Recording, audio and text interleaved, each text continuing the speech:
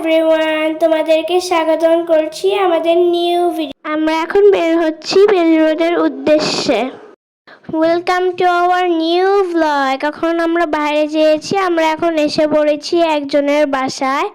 বেলি রোডে আমরা একজনের বাসায় এসেছি, আর বাসাটা কিন্তু দেখতে অনেক সুন্দর। তোমাদেরকে দেখিয়ে দিচ্ছি বাসাটা। এটা হলো ড্রয়িং রুম।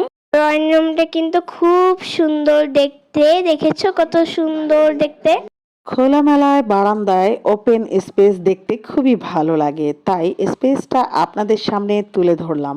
খুব সুন্দরভাবে সজ্জিত করেছে, খুবই সীমিত ফার্নিচারে এই বাসাটা সজ্জিত করা, তাই বাসাটা দেখতে অসম্ভব পরিমাণের সুন্দর লেগেছে। আর ছাদটা আরও বেশি সুন্দর। আমার ছেলে কত সুন্দর দৌড়াদৌড়ি করছে, আমার মা আন্টি সবাই মিলে হাঁটাহাঁটি করলো। ছাদের একটা পোর্শনে তারা ফ্ল্যাট কিনেছে, মানে একটা পোর্শন কিনে নিয়েছে, সেই পোর্শনটাতে খুব সুন্দর করে একটা ফ্ল্যাট সজ্জিত করেছে। সেই ফ্ল্যাটটাই এখন দেখাবো। ফ্ল্যাটের উপরে যে সিলিং এ যে উনি খুব সুন্দরভাবে সজ্জিত করেছে, এরপরে সিনস, ওনার যে বেড, প্রত্যেকটা জিনিসের মধ্যে আনকমনতার ছোঁয়া আছে। আর এই ভিডিওগুলো করে আমার খুব ভালো লেগেছে, কারণ বাসাটা অনেকটা সুন্দর সজ্জিত এবং খোলামেলা ওপেন স্পেস। আমার কাছে খুব ভালো লেগেছে বাসাটা আপনাদের কাছে কেমন লেগেছে তা বলতে পারবো না, কিন্তু আপনাদের সামনে তুলে ধরাটাই হলো আমার কাজ। আমি সুন্দর সুন্দর ভিডিও করি এবং সুন্দর সুন্দর কিছু মুহূর্ত তুলে আনি আমার এই ব্লগসে। আর দেখুন কতটা সুন্দর লাগছে।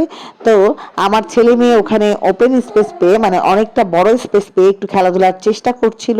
এই দেখুন কত বড় করে, মানে ওদের ডাইনিং এবং ড্রয়িংটা খুবই ভালো লেগেছে। উপরের যে একটা লাইটিং সিস্টেম, ওইটাও কিন্তু অনেকটা আনকমন, দরজাটাও কিন্তু অনেকটা আনকমন। এই আপুটারই বাসা ছিল ওইটা। আপুটার প্রত্যেকটা দরজা এবং কালার কম্বিনেশন আমার কাছে অসম্ভব সুন্দর লেগেছে। এই যে আমার বাচ্চাটা খেলাধুলা করছে, আর আমি দেখিয়ে দিচ্ছি গেস্ট রুমটা।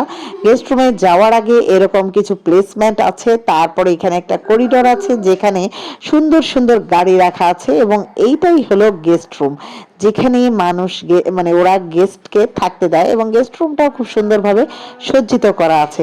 খুবই সুন্দর লেগেছে বাসাটা। আমার বেলি রোডের 47 নম্বর বাসা মনোয়ারা হাসপাতালের ওখানে আমি গিয়েছিলাম, তো তার আগে আমি তাদের বাসায় গিয়েছিলাম। তো এখানে আপনাদেরকে দেখাবো তার বেডরুমের মাস্টার বেডের ভিতরে কিভাবে সে, মানে তার ওয়াশরুমটা অসম্ভব পরিমাণে সুন্দর লেগেছে।